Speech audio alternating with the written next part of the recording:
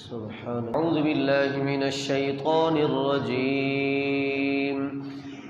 بسم اللہ الرحمن الرحیم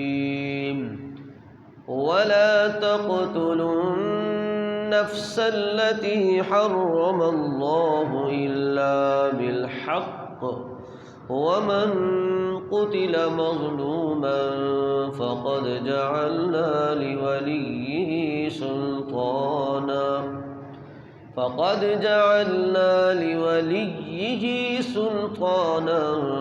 فلا يسرف في القتل إنه كان منصورا صدق اللہ العظیم۔ انتہائی قابل احترام سامعین اور ناظرین کرام، گزشتہ درسوں میں آپ حضرات نے اللہ تبارک و تعالیٰ کے کچھ خاص احکام سماعت فرمائے ہیں۔ شرک سے بچنا، والدین کے ساتھ حسن سلوک کرنا اور قتل اولاد سے اللہ تبارک و تعالیٰ نے منع فرمایا، اور زنا کے قریب جانے سے اللہ تبارک و تعالیٰ نے منع فرمایا۔ یہ تمام جو احکام ہیں یہ آپ حضرات نے تفصیل کے ساتھ سماعت فرمائے ہیں۔ جو آیت آپ کے سامنے تلاوت ہوئی ہے اس میں بھی رب العالمین نے بہت ہی خاص حکم کی طرف متوجہ فرمایا ہے، وَلَا تَقْتُلُوا النَّفْسَ الَّتِي حَرَّمَ اللَّهُ إِلَّا بِالْحَقِّ، کہ کسی جان کو، کسی نفس کو، کسی شخص کو قتل کرنا حرم اللہ، اللہ تبارک و تعالی نے یہ آپ کے لیے، ہمارے لیے حرام قرار دیا ہے کہ کسی نفس کو، کسی جان کو قتل کرنا۔ اور یہ ایک ایسا حکم ہے جو تقریباً ہر مذہب میں، ہر فرقے میں مسلم ہے۔ کوئی بھی مذہب، کوئی بھی فرقہ اس بات کے لیے تیار نہیں، قائل نہیں کہ وہ کسی کے قتل کو جائز قرار دے، کسی کے مارنے کو جائز قرار دے۔ تو اسلام تو ایک پاکیزہ مذہب ہے، اسلام تو ایک آفاقی دین اور مذہب ہے۔ ساری کائنات میں اللہ تبارک و تعالیٰ کے نزدیک جو سب سے اہم دین ہے، مسلم ہے، وہ اسلام ہے، جس کو اللہ تعالیٰ نے ہمارے لیے پسند فرمایا ہے۔ تو اسلام میں قتل کیسے جائز ہو سکتا ہے؟ لیکن ستیہ ناز ہو شیطان کا، نفس کا، کہ جس طرح اور احکامات کی دھجیاں بکھیر دی مسلمانوں نے، شیطان کے ورغلانے میں آ کر، شیطان کے اکساوے میں آ کر، نفس کی چالاکیوں میں آ کر، شرارتوں میں آ کر، اور تو یہ حکم بھی جو ہے بہت برے طرح سے پامال کیا گیا ہے۔ اور آج آپ دیکھتے ہیں کہ انسان کا قتل کرنا کتنا آسان سمجھا جاتا ہے، اور کس طرح بے دردی سے لوگوں کو مارا جاتا ہے، ایک موبائل کے چکر میں، ایک گاڑی کے معاملے میں، کسی بھی جھگڑے میں، اور عزت نفس قرار دے کر، کسی بھی بہانے کو سامنے لا کر بھائی بھائی کو قتل کر رہا ہے، انسان انسان کو، مسلمان مسلمان کو قتل کر رہا ہے۔ اور سب سے بڑی بات یہ ہے کہ اسے اس چیز کا احساس تک بھی نہیں ہے۔ اس کو کئی لوگوں نے تو کاروبار بنا لیا ہے، اپنی زندگی کا مقصد بنا لیا ہے کہ لوگوں کو قتل کرنا، پیسے لینا، قتل کرنا، پیسے لینا۔ تو اللہ تبارک و تعالی نے قرآن کریم کے ذریعے سے ہمیں بتا دیا کہ یہ بہت بڑا جرم ہے، اور اللہ رب ذوالجلال نے اسے حرام قرار دیا ہے۔ فرمایا کہ کفر کے بعد سب سے بڑا گناہ یہ ہے کہ اس کی معافی کا کوئی چانس نہیں ہے کہ انسان کسی کو قتل کرے اور کسی کو کسی نفس کو جو ہے وہ موت کی نیند سلا دے، تو فرمایا کہ یہ قطعاً کسی کے لیے جائز نہیں ہے، اور صرف ناجائز ہی نہیں بلکہ فرمایا کسی انسان کو قتل کرنے میں اگر ساری دنیا کے لوگ ملوث پائے جائیں گے تو اللہ تبارک و تعالیٰ سب کو جہنم میں ڈال دیں گے۔ اور فرمایا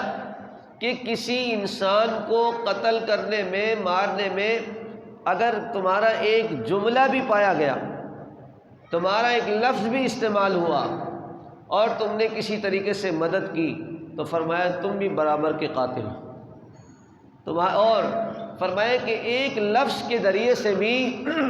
اگر آپ نے کسی کے قتل میں مدد کی ہے ایک لفظ کے ذریعے سے، تو قیامت کے دن فرمایا یہ شخص اس حال میں لایا جائے گا کہ اس کے پیشانی پر لکھا ہوگا آئس من رحمت اللہ، کہ یہ اللہ کی رحمت سے مایوس کر دیا گیا ہے، نا امید کر دیا گیا ہے۔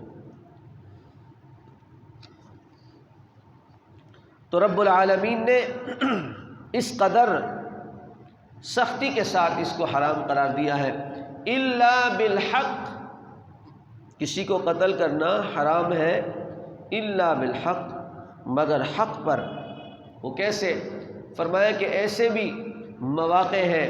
کہ جس میں انسان کو قتل کرنا وہ جائز ہو جاتا ہے، وہ صرف حق ہے، اللہ کی طرف سے اجازت دی ہوئی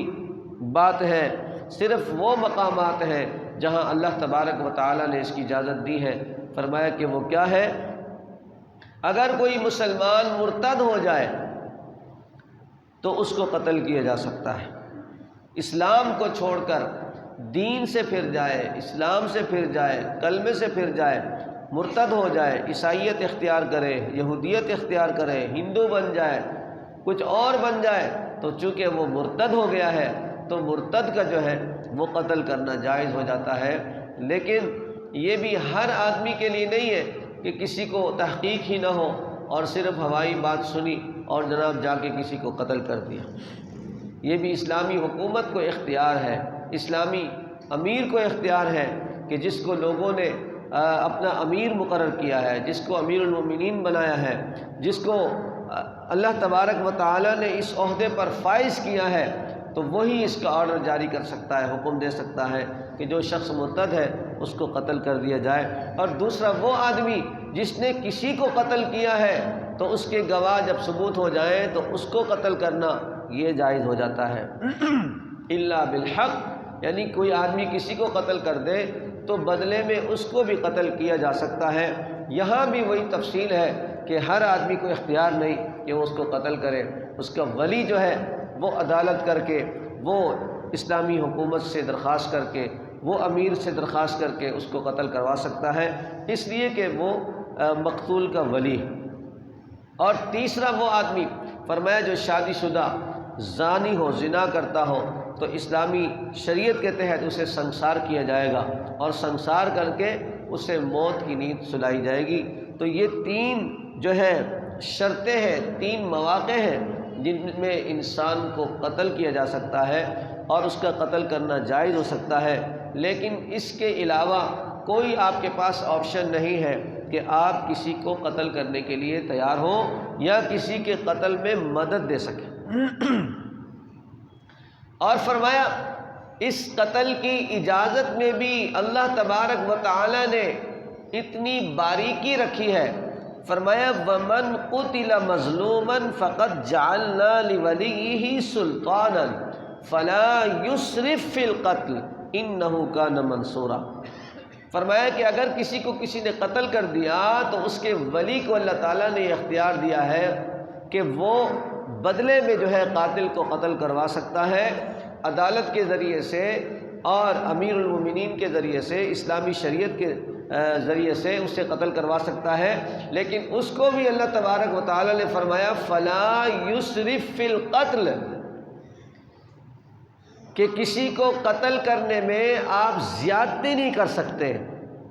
خون کا بدلہ خون ہے، موت کا بدلہ موت ہے، انسانیت کا بدلہ انسانیت ہے، لیکن جتنا ہے اتنا ہی ہے۔ کیا مطلب؟ کہ پہلے دور میں جاہلیت میں جب کسی آدمی کا قتل ہوتا تھا تو بدلے میں اس کے خاندان کو قتل کیا جاتا تھا۔ اگر کوئی بڑا آدمی مر جائے کسی کے ہاتھ سے تو پھر ایک کو مار کے گزارا نہیں کرتے تھے، وہ اس کے 8-10 مار دیتے تھے کہ جناب اس نے تو وڈیرے صاحب کو قتل کر دیا ہے، ملک صاحب کو قتل کر دیا ہے اور ان کے کسی سردار کو قتل کیا ہے، لہذا اس کے بدلے میں کئی لوگوں کو قتل کر دیا جاتا تھا۔ اور یہ بھی ہے کہ ایک آدمی نے کسی کو ایک وار میں مار دیا، قتل کر دیا، تو بدلے میں قاتل کو جو ہے مارنے کے ساتھ ساتھ اس کے جسم کے ٹکڑے کر دیے جاتے تھے، اس کی توہین کی جاتی تھی۔ تو اللہ تبارک و تعالیٰ نے یہ آیت نازل فرمائی کہ فلا یسرف فی القتل، کہ اسلامی شریعت کے تحت جو قتل کرنے کی اجازت ہے اس کی بھی ایک لمٹ ہے۔ قاتل ظالم ہے، مقتول مظلوم ہے، لیکن اگر قاتل مقتول کے جو وارثین ہیں وہ قاتل کو اس طرح قتل کرے کہ جو شریعت نے منع کیا ہے، حد سے تجاوز کر جائیں، تو فرمایا کہ اب جو ہے اب یہ ظالم بن گئے، وہ مظلوم بن گیا۔ اب شریعت ان کے ساتھ کھڑی ہو جائے گی، شرعی احکام ان کے ساتھ کھڑے ہو جائیں گے، ان کے فیور میں آ جائیں گے اور اس سے اپنا دستبرداری کا اظہار کریں گے۔ لیکن جب تک مقتول جو ہے وہ مظلوم ہے، اللہ تبارک و تعالیٰ کی رحمت اس کے ساتھ ہے، شریعت اس کے ساتھ کھڑی ہے، احکامات اس کے ساتھ کھڑے ہیں، لہذا کسی بھی شرعی حکم پر عمل کرتے ہوئے اس کی باریکیوں کا بھی خیال کرنا ہے، اس کے آداب کا بھی خیال کرنا ہے، اس کے قانون کا بھی خیال کرنا ہے۔ یہ نہیں کہ جناب ایک کا بدلہ 100 ہو گیا، ایک کا بدلہ 10 ہو گیا، فرمایا کہ ایسا کرنے کی اجازت نہیں ہے۔ اِنَّهُ كَانَ مَنْصُورًا،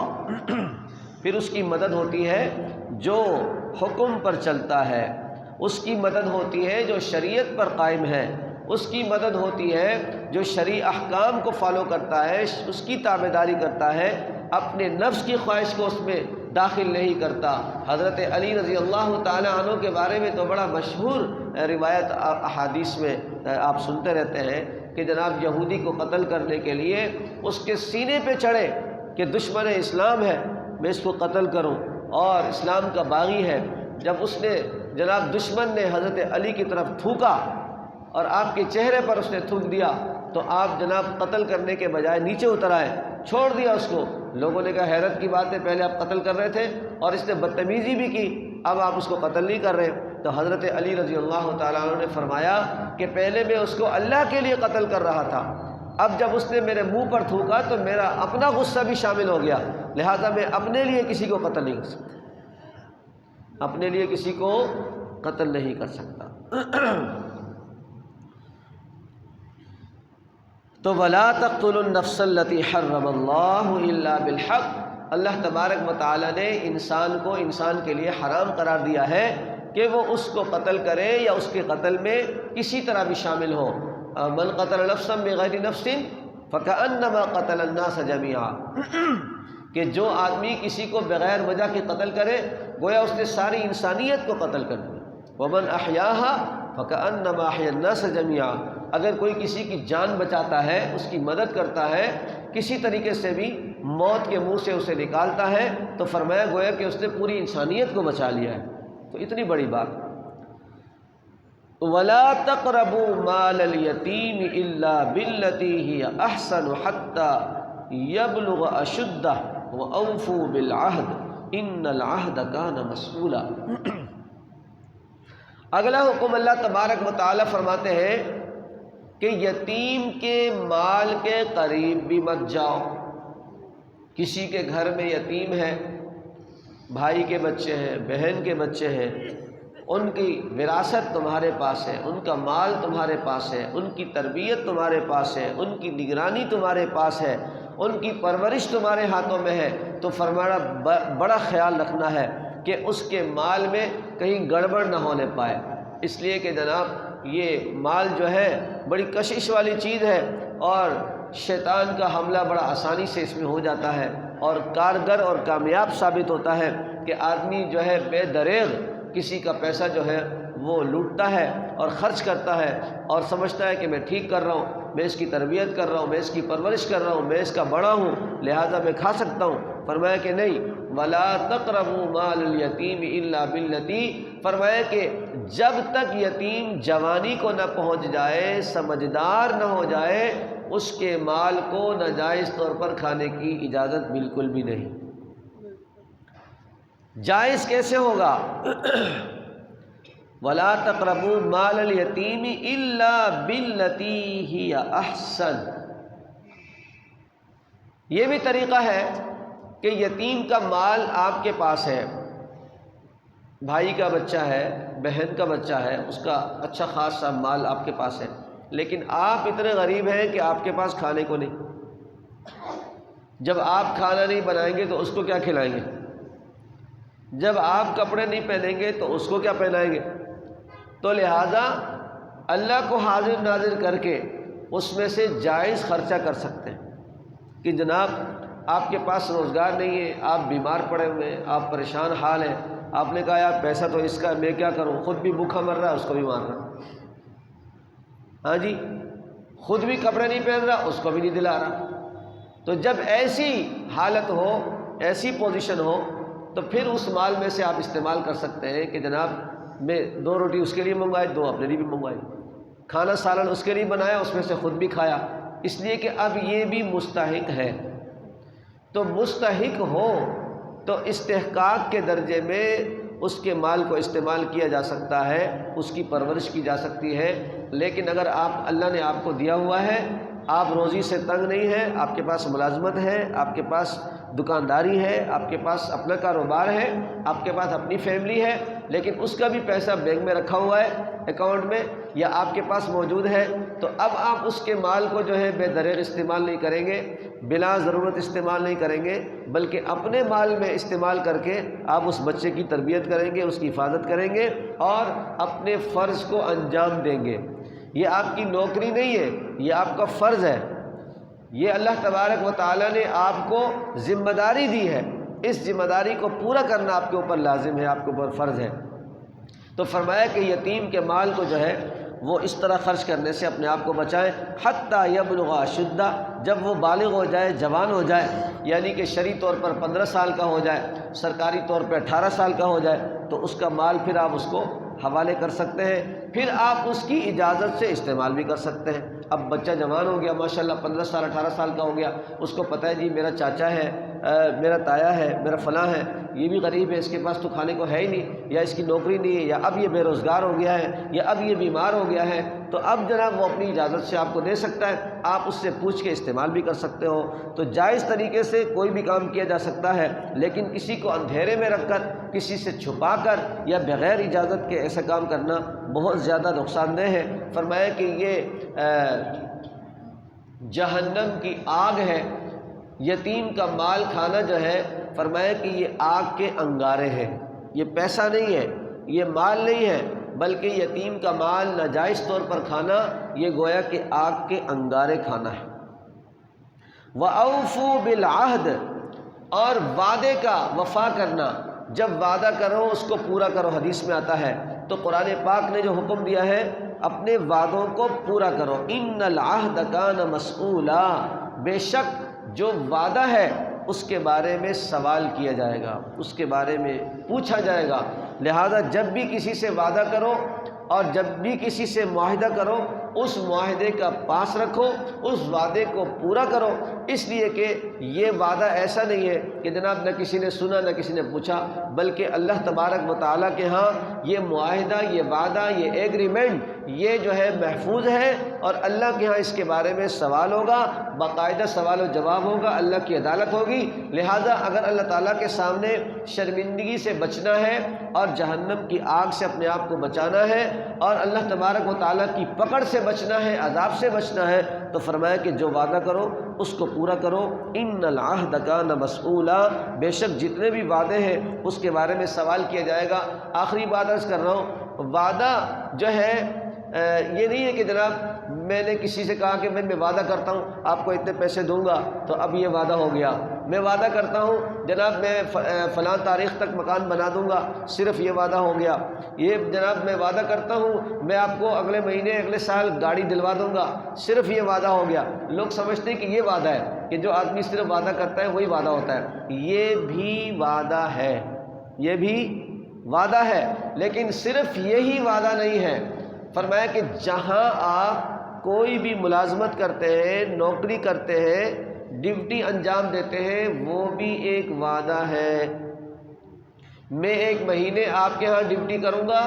خدمت کروں گا، کام کروں گا، اتنے پیسے لوں گا۔ اب جناب آپ اس کو سمجھتے ہیں یہ تو بس ایک نوکری ہے، چلو آپس کی دوستی ہو گئی، بے تکلفی ہو گئی، کبھی جناب دیر سے جا رہا ہے، کبھی سویر سے جا رہا ہے، اور کبھی جناب آدھی دن کی چھٹی کر رہا ہے، کبھی کسی بہانے سے چھٹی کر رہا ہے۔ تو بار بار ملازمت کی چھٹی کرنا، بار بار دکانداری کی چھٹی کرنا، اور بار بار جو ہے اپنے